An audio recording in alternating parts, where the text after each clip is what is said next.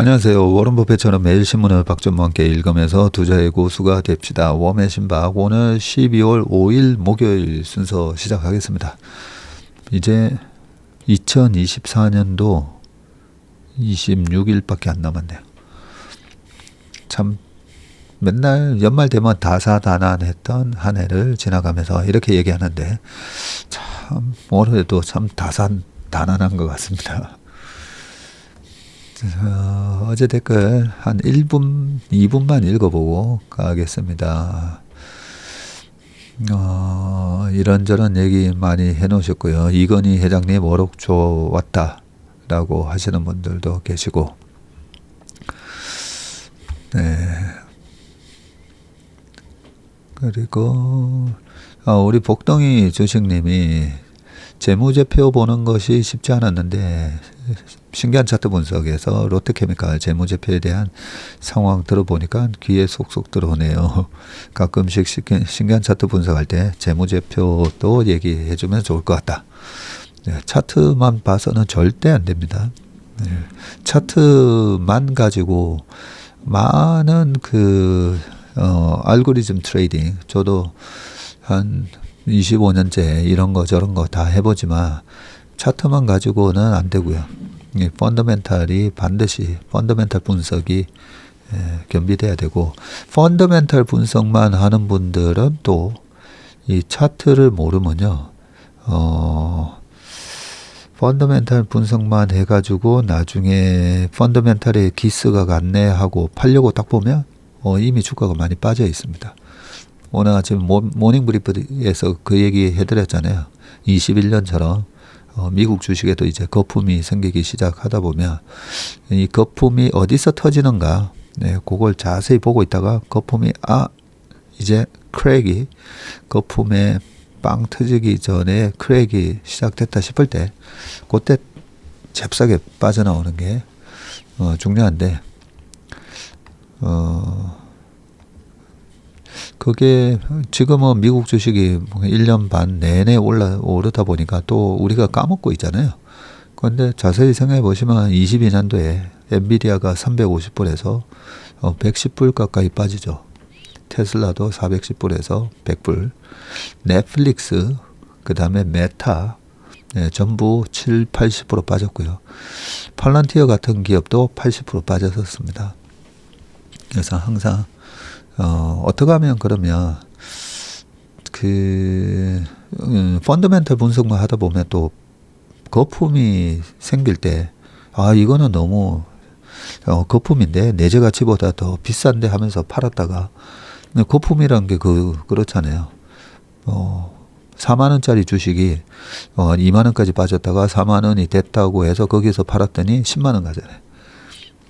그리고 10만 원 갔다가 거품이 깨지면 다시 4만 원까지, 4만 원이 아니라 떨어질 때는 또 내재 가치보다 더 떨어지죠. 그러면서 3만 원, 2만 원까지 빠졌다가. 그렇기 때문에 이 거품이 생길 때에도 그것도 하나의 시장의 일부라고 말씀드리면서 거품이 생기는 걸 충분히 항상 내재 가치에 딱 붙어서 거래가 되는 건 아닙니다. 그게 유진 파머 교수의 효율적 시장 가설하고 조지 소로스의 재기이론하고 크게 다른 차이점이라고 말씀드렸습니다.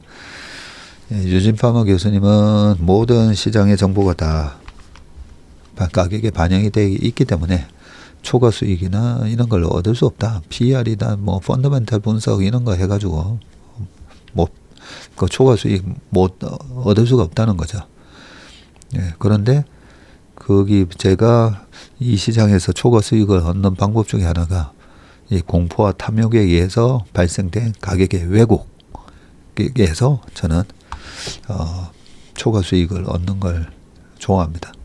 왜냐하면 가격의 왜곡이 늘 발생하니까요. 자, 그러면 신문 기사로 또 넘어가 보겠습니다. 왜 이래 사족이 길어? 이렇게 또 적어주신 분들도 있고, 좀 화가 나 있는 신문, 그저께부터 그죠? 네, 그러다 보니까 약간 악플을 쓰신 분들도 계신 것 같습니다. 자, 그러면 첫 번째 기사 보겠습니다.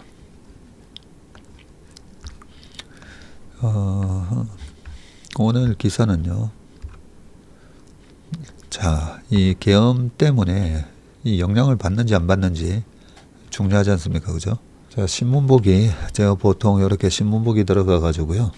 여기서 목요일은 한국경제신문, 오늘은 한국경제신문에서 기사를 가져왔고요. 여기서 신문보기 딱 들어가 보면 여러 가지 기사를 읽어봤는데요. 한 10개 이상 기사를 읽어봤었습니다. 미국 마이크로칩 보조금 안 받는다. 요동친 금융시장 증시 약세, 환율 상승. 뭐 이런 기사도 있었고요. 수출 부진 관세 리스크, 전국까지 K증시 6중고에 빠졌다. 뭐 이런 기사들도 등등 있고, CNN에서 사임 요구 커질 듯 해서 CNN이나 니온게이자 신문 뭐 이런 데서는 이번 사태를 어떻게 보도했나 이런 것도 좀 읽어보기도 했었습니다. 자, 뭐니 해도 그러면 시장에 영향을 줄 수 있는 부분이 S&P 500의 신용등급이죠. 이거는 IMF를 겪어보신 분들은 아십니다. IMF 때 우리나라 신용등급 그냥 후려쳐버리죠. 신용등급이 어느 정도의 이제 파장을 가져오냐면요. 신용등급을 뭐 BB 뭐 이런 식으로 정크본드 수준으로 만들어버리잖아요. 그러면 각 펀드에서, 채권 펀드에서도 트리플 B 뭐 마이너스 이상의 펀드만 편입한다. 이런 조항이 펀드 약관에 있을 수가 있거든요. 근데 등급이 낮아져 버리면 무조건 팔아야 됩니다. 무조건 팔다 보면 어제 그저께 있었던 뭐 환율 상승은 그거는 뭐 바로 안정이 될 수 있는 부분인데, 이렇게 수급에 영향을 주는 이슈가 발생하면 그러면 돈이 물밀듯이 또 빠져나갈 수가 있기 때문에 이 부분을 좀 가져왔고요. 자, S&P 500이 이번 사태에 대해서 실질적 영향이 없다. 예, 그렇게 얘기했습니다. 왜냐하면 정치적 혼란이 한국 경제 금융 시스템을 뒤흔들 만큼은 아니다라는 판단이고요. 김행탄 S&P 아시아 쪽 이 신용평가팀 전무는 이날 비상계엄이 몇 시간 만에 해제됐고 한국의 제도 기반이 탄탄한 것으로 판단하며 한국의 현 신용등급 측정 방식을 변경하거나 등급을 바꿀 실질적 사유가 없다고 본다라고 했습니다. 현재 S&P의 한국 신용등급은 AA입니다. AA는 S&P가 분류하는 21개 등급 중에서 세 번째로 높습니다. 엄청 높은 겁니다. 예상치 못한 사건으로 국제 투자자 입장에서는 분명한 마이너스 쇼크라고 하면서, 다른 나라가 정치적 리스크가 없는 상대적으로 매력적인 투자처라면 한국 투자를 철회하고 다른 곳으로 투자를 돌릴 수도 있다라고는 했습니다. 자, 그러면 과거에 2016년 박근혜 전 대통령의 탄핵 정국 당시에도 그때는 어땠나 봤더니 신용등급 유지가 됐었고요. 2016년 12월 9일 이때 국회에 탄핵소추안 가결 이후에 신용평가사 피치가 한국의 신용등급을 AA-로 유지한다고 발표했었고요. 하지만 다른 신용평가사 무디스의 자회사인 무디스 애널리틱스는 이날 비상계엄 사태 후폭풍이 길어지면 한국의 국가신용등급이 부정적 영향을 받을 수 있다고 했고요. 근데 여기도 보면 조건이 있습니다. 비상계엄 사태 후폭풍이 길어지면 그러면서 정치적 갈등이 장기화해서 경제 활동에 영향을 끼치며 신용에 부정적일 것이라고 분석을 했고요. 국가신용등급이 강등이 되면 국채금리가 뛰는 등 한국 경제 성장이 타격을 받습니다. 또 취약한 경제성장 전망과 지정학적으로 어려운 환경, 인구 고령화 등 수많은 위기에 대처할 정부 역량에 부담이 가해질 수 있다면서 윤 대통령이 비상계엄령을 선포할 때 언급한 예산안을 둘러싼 이 교착 상태가 해결되지 않고 있다고 짚었고요. 강민주 ING 이코노믹스 수석 이코노미스트도 이번 사태가 한국 국가신용 등급에 영향을 끼칠 수 있다는 점을 우려한다 라고는 얘기했습니다. 근데 과거 이 박근혜 전 대통령 탄핵 때도 보면 이 광화문의 촛불 집회부터 해서 그때도 굉장히 나라 분위기가 정치적으로 굉장히 혼란스러워 보이는 그런 모습 속에서도 신용등급의 변경이 없었습니다. 그래서 너무 신용등급까지도 변경될 수 있지 않을까 우려는 안 하셔도 될 것 같습니다. 자, 두 번째 기사는 반도체 수출 통제의 주요 내용, 미국 반도체 구매 주의, 연이은 반격에 나선 중국. 요 기사인데요. 요 기사를 한번 보겠습니다. 중국 산업계가 미국산 반도체 구매 주의보를 발령했고요. 갈륨, 게르마늄 등의 대미 수출 통제에 이어서 미국 반도체 배제 움직임을 보이면서 중국이 미국 제재에 대한 본격적인 보복에 나서고 있다는 분석이 나온다. 네. 4일 중국 관영지 글로벌타임스에 따르면 중국 자동차 산업협회와 중국 반도체 산업협회, 중국 통신기업협회, 중국 인터넷협회는 전날 미국산 반도체 제품이 더 이상 안전하지 않고 신뢰할 수 없기 때문에 구매를 주의하라는 성명을 발표했네요. HBM 수출 통제 등 중국에 대한 미국의 추가 반도체 제재안이 발표된 지 하루 만에 나온 성명이라서 정부 입김이 크게 작용했다는 해석이고요. 중국 인터넷협회는 중국 인터넷 산업의 안정적이며 지속 가능한 발전을 위해서 미국산 칩을 신중하게 구매해야 할 것이라면서 다른 국가의 반도체 기업과 협력을 확대하고 중국에서 생산한 칩을 적극적으로 사용할 것을 촉구한다고 말을 했습니다. 중국 인터넷 협회는 반도체 수요가 큰 텐센트, 알리바바, 바이두, 화웨이, 샤오미, 레노버 등을 회원사로 두고 있고요.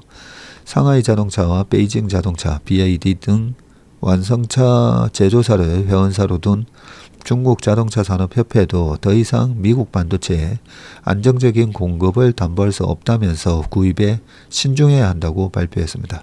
이 같은 중국 산업계 움직임에 로이터 통신은 중국 매출 비중이 큰 인텔 등이 타격을 받을 수 있다고 내다봤고요. 중국은 HBM 수출 통제 등 미국의 추가 제재에 갈륨과 게르마늄 등 민간 군수 이중 용도 품목에 대한 미국 수출을 금지하고 산업계 성명까지 발표했습니다. 전문가들은 이번 성명이 사실상 미국산 반도체를 구입하지 말라고 주문한 것으로 평가가 됐고요. 미국산 반도체 없이도 자립할 수 있다는 일종의 자신감 표현이라는 의미고요. 또 미국과의 탐색전을 마치고 본격적인 대미 반격에 나설 것이라는 시각도 있는데 글로벌타임즈는 화웨이를 거론하면서 미국 제재는 위협적으로 보일 수 있지만 실제 효과는 제로에 가깝다고 주장했네요. 그러니까요. 화웨이를 보면 미국 제재가 되게 위협적으로 보였지만 지금 화웨이가 이제는 뭐 자동차도 만들고 메이트 70이라는 핸드폰뿐만 아니라 그 뭐 트리폴드 폰 막 이런 것도 만들어내잖아요.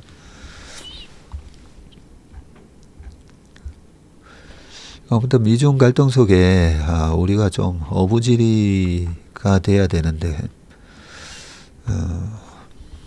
걱정도 많이 됩니다. 그 다음 기사 보겠습니다. 제네시스 미국 최다 판매, 현대차, 기아 실적 대박이라고 되어 있습니다. 환율이 이렇게 요동을 치면 여기 아까 기사에 보면 유학생 부모들 속이 탄다 뭐 이런 식으로도 기사가 있거든요. 그러니까 달러를 써야 되는 분하고 달러를 벌어들이고 있는 기업하고 보면 PB가 엇갈립니다. 자, 한번 읽어볼게요. 현대 기아의 지난달 미국 판매량이 전년 동월 대비 15%나 증가했고요. 10월에 이어서 2달 연속 두 자릿수 성장을 달성했습니다. SUV하고 하이브리드카, 제네시스 등 수익성이 큰 차종 위주로 판매량이 늘어. 이거 중요하다, 그죠? 이 뭐 저가, 저수익 차량이 판매가 는 게 아니라 수익성이 큰 차종 위주로 판매량이 늘었고, 현대기아는 작년에 이어 올해도 사상 최대 실적을 갈아치울 가능성이 크다라고 되어 있습니다. 제가 그 80년도 초에 킹달러 시대 때, 그때도 일본 자동차 회사들이 미국 시장의 점유율을 큰 폭으로 늘리면서 주가가 막 더블 이상 나고 했던 얘기를 말씀드린 적이 있습니다. 그래서 지금처럼 미국이 금리를 고금리를 유지하면서 이렇게 킹달러가 유지되면 논하는 곳은 미국에서 잘 팔 수 있는 제품, 잘 팔리는 제품을 만드는 회사인데 현대기아가 굉장히 선전을 하고 있습니다. 현대기아는 지난달 미국 판매량이 15만 4,118대로 집계가 됐고요. 제네시스를 포함한 현대차가 전년 대비해서 10% 증가한 8만 4,000대, 요 위에 있죠, 그림. 그리고 기아가 20% 늘어난, 기아가 또 많이 늘었네요. 7만 107대를 미국에서 팔았습니다. 현대차의 고급 브랜드인 제네시스 판매량이 8,000대나 되고요. 제네시스가 미국에 진출한 2016년 이후 월간 기준 최다 판매량입니다. 8만 대에서 8,000대가 제네시스군요. 전기차와 하이브리드카, 친환경 차종이 판매량 증가를 이끌었고요. 두 회사는 지난달 친환경차를 1년 사이 78% 급증한 35,529대를 팔았고요. 이에 따라 친환경차 판매 비중이 23%로 역대 최대로 높아졌습니다. 하이브리드카 판매량이 86% 급증을 했고요. 2만 4,000대네요. 그러니까 거의 한 30% 된다고 그죠? 3824. 그러니까 인기 차종의 현대차의 투싼 하이브리드카는 1년 전보다 2배 가까이 판매량이 늘었다고 합니다. 양사의 전기차 판매 실적도 1년 전과 비교해서 63%나 증가했네요. 현대기아의 효자 품목인 SUV의 순항도 이어졌는데 지난달 SUV와 카니발 스타리아 등을 포함한 이 RB 차량은 11만 5,200대로 전체 판매량의 75%에 달하군요. 여기 15만 대 중에 11만 5천 대가 이런 SUV하고 RB 차량입니다. 지난달 두 회사가 미국에서 판 4대 차량 중 3대가 RB인 셈이다. 저도 거의 SUV 아니면 요 RB만 타고 다니거든요. 그러면 이 승용차로 잘 못 돌아가겠더라고요.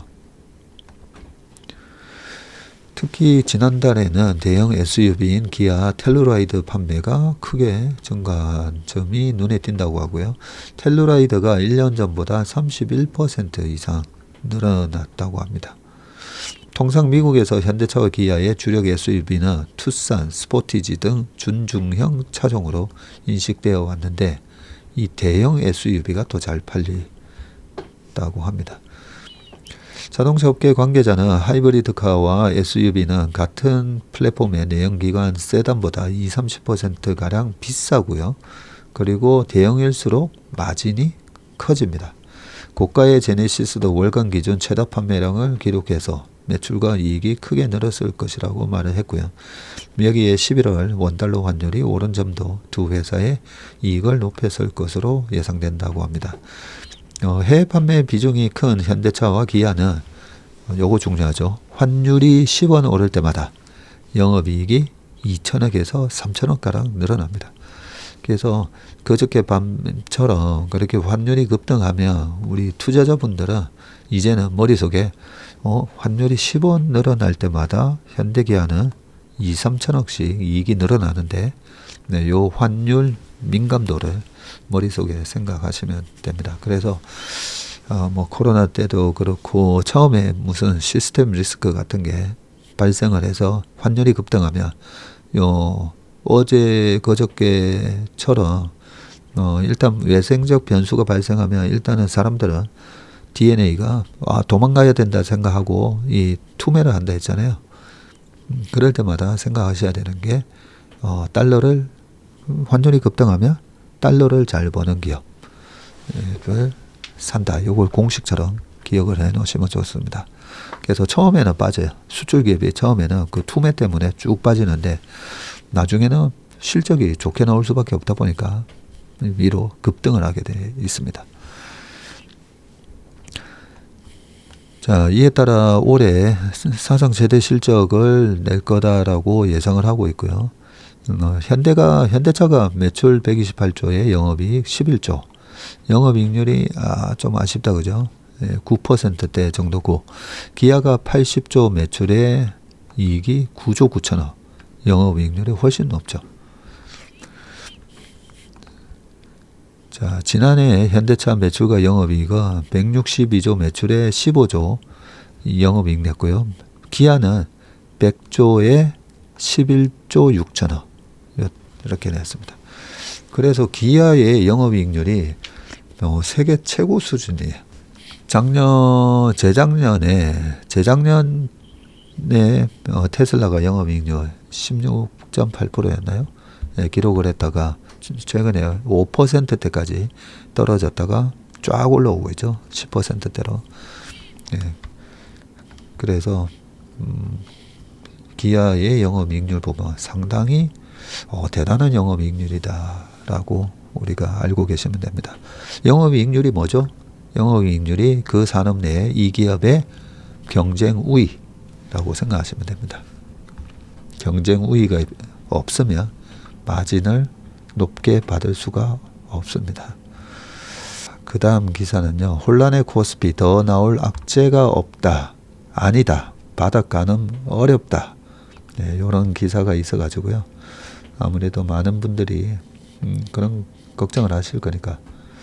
그 외 말고도 여기 이번에 삼성 인사에 관한 얘기도 기사가 있었고요. 애플 엔스로픽도 우리 AI 칩 쓴다. 아마존 엔비디아 전화의 도전.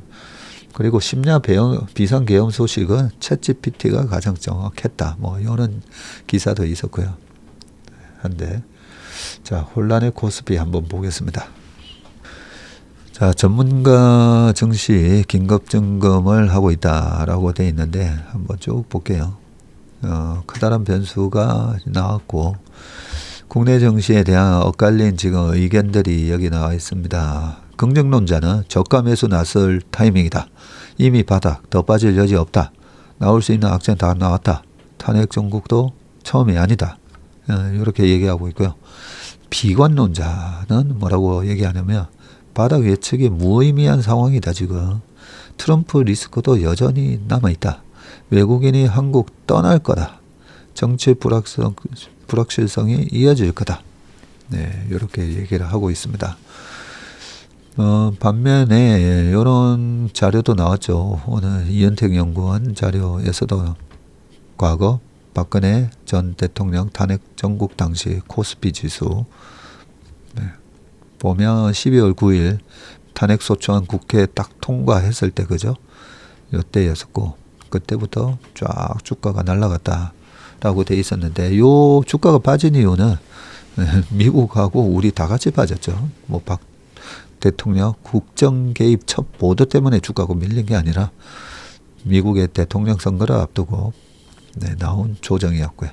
대통령 선거 끝나고 나서 미국 시장이 날아가면서 우리 시장도 같이 뒤늦게 따라가는 그런 모습이었기 때문에 여기 나오는 헌법재판소 박 대통령 파면 선고가 있었던 때 2017년 3월 10일이죠. 이런 거 상관없이 주가는 글로벌한 증시에 영향을 훨씬 많이 받는다. 그렇게 보시면 됩니다. 밑에 보니까 서상영 미래에셋증권 상무는 탄핵 정국으로 흐르면 정책 부재 상태가 지속돼서 증시에 반영될 수밖에 없다면서 소비 감소로 이어져 녹록지 않은 상황이 나타날 것이다. 이런 우려를 하셨고 이경수 메리츠 증권 리서치 센터장은 지금을 바닥이라 판단할 근거가 약하다. 1년 뒤 기업 이익 예상치를 확실히 예측하기 어렵다라고 우려를 했고요. 반면에 더 떨어질 여지가 적다라는 부분은 한 대형 증권사 리서치 센터장은 계엄령이 충격적이긴 했지만 6시간 만에 바로 끝났고 바로 정상적인 일상을 회복한 것도 놀라운 일이라면서 국가 시스템 문제는 아니기 때문에 정치 리스크는 해결되는 쪽으로 흘러갈 것으로 본다라고 했고요. 45년 만에 비상계엄까지 겪은 만큼 나올 건 다 나왔다라는 해석도 있는데 익명을 요구하는 한 자산운용사 대표는 계엄보다 더 돌발적인 게 나올 수 있느냐면서 정신은 불확실성을 가장 싫어하는데 탄핵 정국은 박근혜 정부 때 이미 경험해 본 만큼 정시가 소화할 수 있다고 설명을 했습니다. 저도 앞으로 익명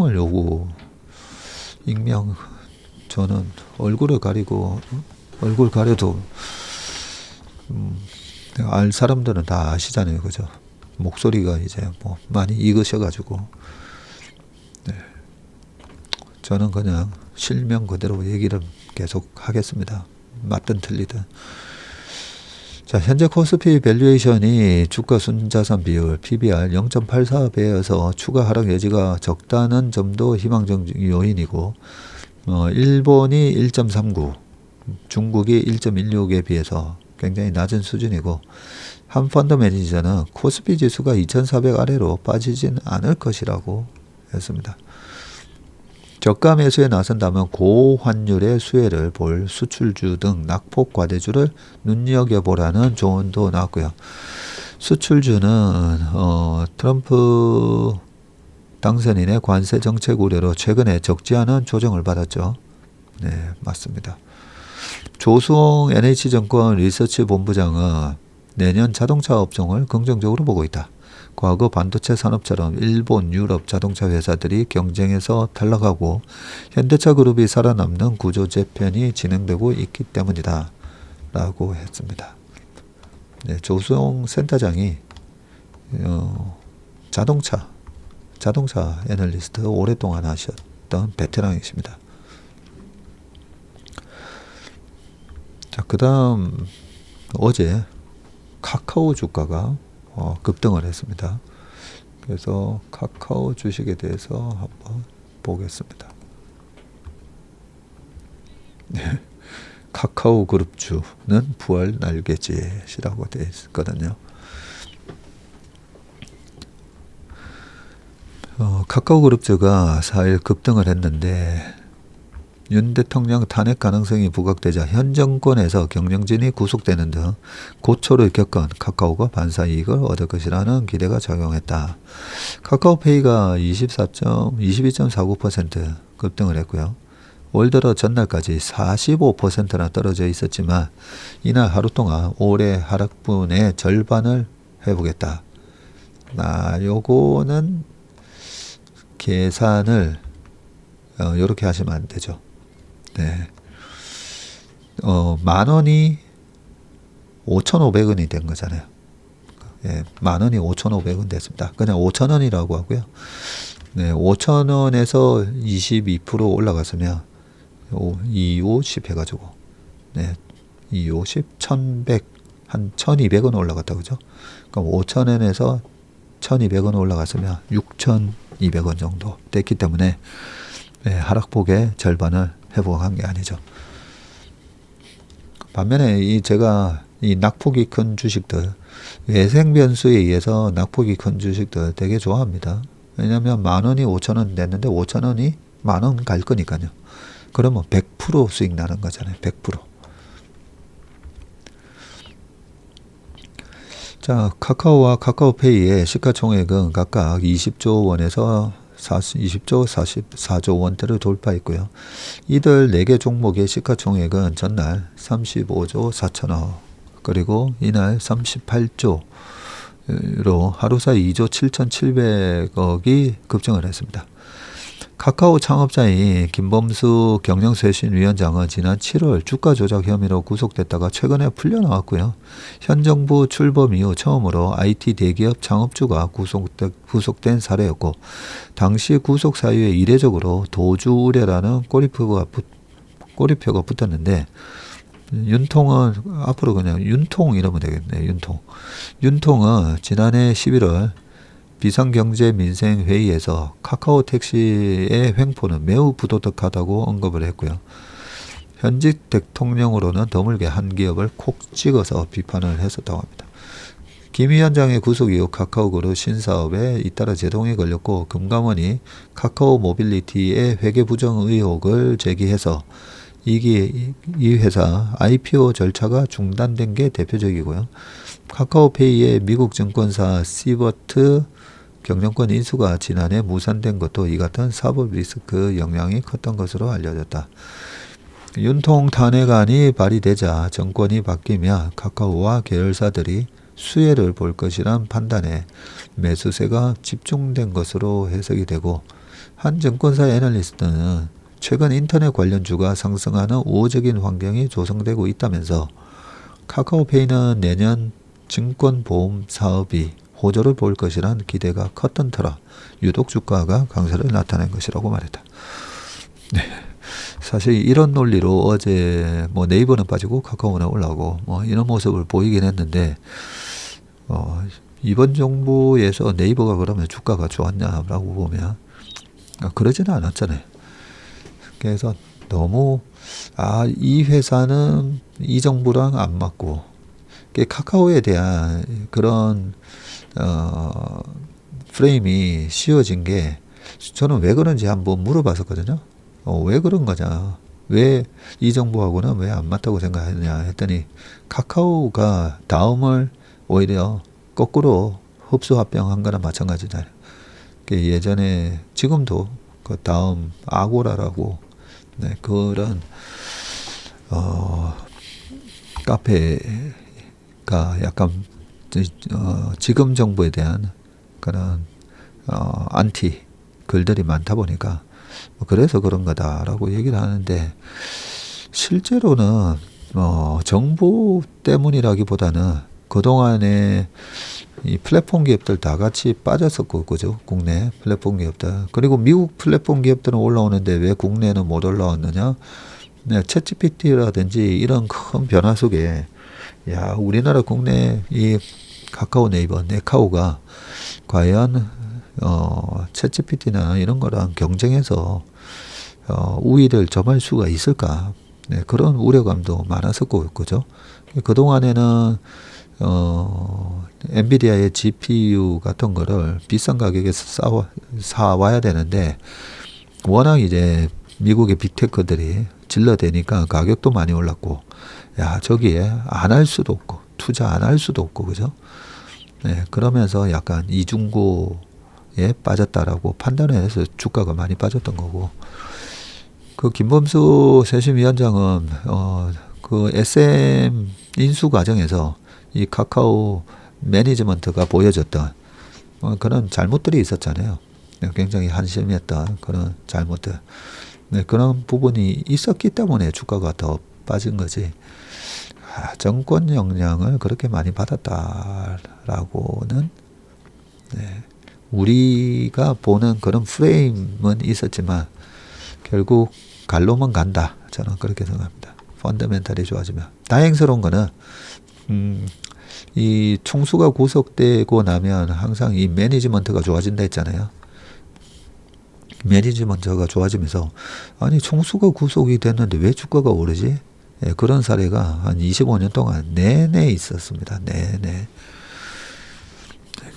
그게 바로 이제 매니지먼트의 퀄리티가 개선되기 때문이기 때문에, 그래서 이번에 AI 소프트웨어 이 트렌드가 내년까지 좀 이어질 것 같기 때문에 네이버나 카카오나 다 저는 턴어라운드가 이제 시작됐다고 보고요. 그동안은 약간 증시에서도 지금은 AI 서버 가속기 거기에 들어가면서 돈을 버는 회사, 아니면 뭐 라면을 팔던 전력기기를 팔던 미국에서 달러를 잘 버는 회사, 그런 거에 이제 초점이 맞춰져 있었다면, 지금은 약간 시장의 색깔이 그런 하드웨어에서 소프트웨어로 지금 넘어가고 있잖아요. 그러면 그런 섹터에 포함되어 있는 이런 우리나라의 대표적인 기업이 네카오기 때문에, 그래서 내년까지는 물이 들어오고 있다라고 봐지는데, 물이 들어오는데도 이익 개선이 없으면 그러면 이 상승률이 아무래도 지지부진할 거고요. 올해 그 반도체에서도 하이닉스와 삼성전자의 주가 상승률 차이처럼 네이버 카카오도 그 물 들어오는 과정에서 나름대로의 경쟁력에 의해서 주가 차별화는 이루어질 거라고 봅니다.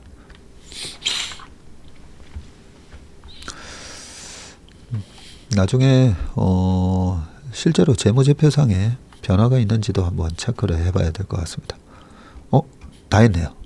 와, 오늘은 이 기사 이렇게 보면서 빠르게 얘기했더니 다 했습니다. 하나 빠졌네요.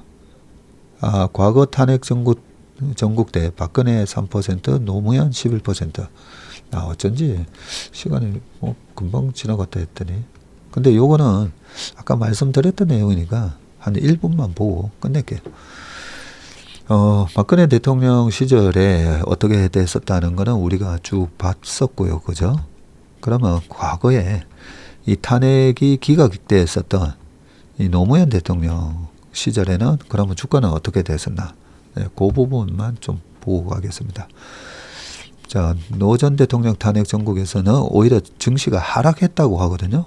노 전 대통령이 17대 국회의원 선거를 앞두고 열린우리당 지지 발언을 하자 2004년 2월 24일 탄핵안이 본격 논의가 됐고, 이날부터 헌재가 탄핵 청구를 기각한 2004년 5월 14일까지 코스피 지수가 11.11% 하락했다고 합니다. 2004년 2월부터 5월까지.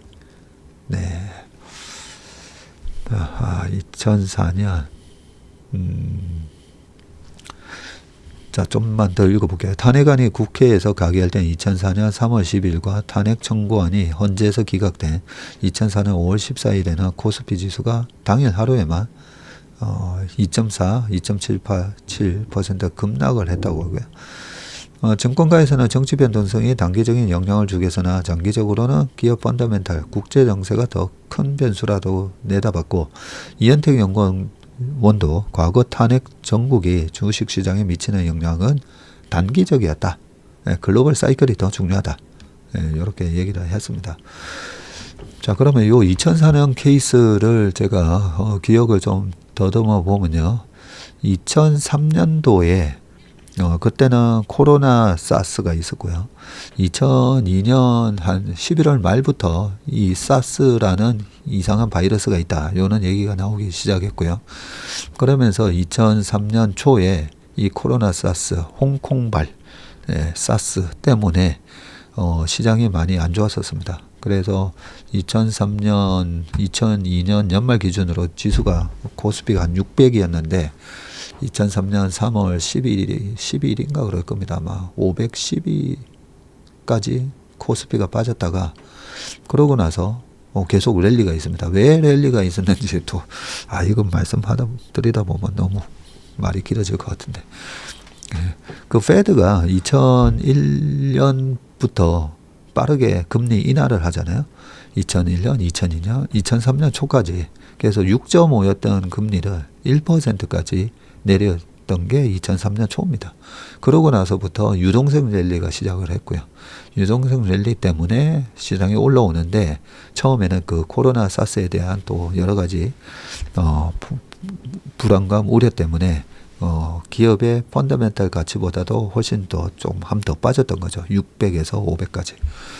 그게 2004년까지 1년 내내 계속 이렇게 주가가 오르게 됩니다. 오르면서 900포인트를 회복을 하게 되는데, 2004년도에 그때 2001년도에 중국이 WTO 가입하고 나서 본격적으로 이제 중국의 시대가 한 10년 동안 발생을 하죠. 그러면서 2003년, 4년부터 이 중국 인프라 사이클에 해당되는 주식들.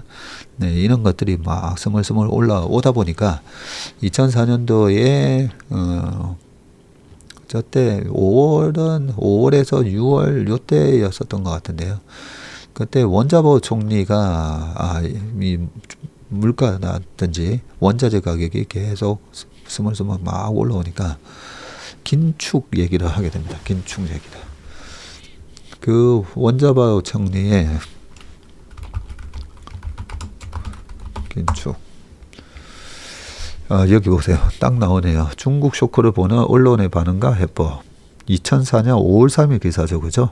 지난달 29일, 그러니까 2004년 4월 29일 중국 원자보 총리의 긴축 발언이 있으면서 이때 2004년에서 4년 4월 말에서 5월 달에 글로벌하게 시장이 요동을 칩니다. 확 빠집니다. 네. 이분이시죠. 그래서 아이고 기사가 아까 그 기사가 넘어간다 그죠? 네.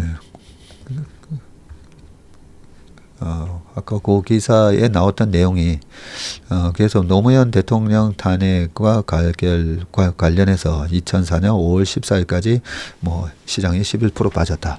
요 얘기도 실질적으로는 노무현 대통령 탄핵 과정에 있었던 여러 가지 전국 불안 때문에 빠진 것은 아니었다라는 걸 말씀을 드리겠습니다. 네, 오늘 웜의 신박은 여기까지 하겠습니다. 오늘 하루도 행복하고 건강한 하루 되시길 바라겠습니다. 고맙습니다.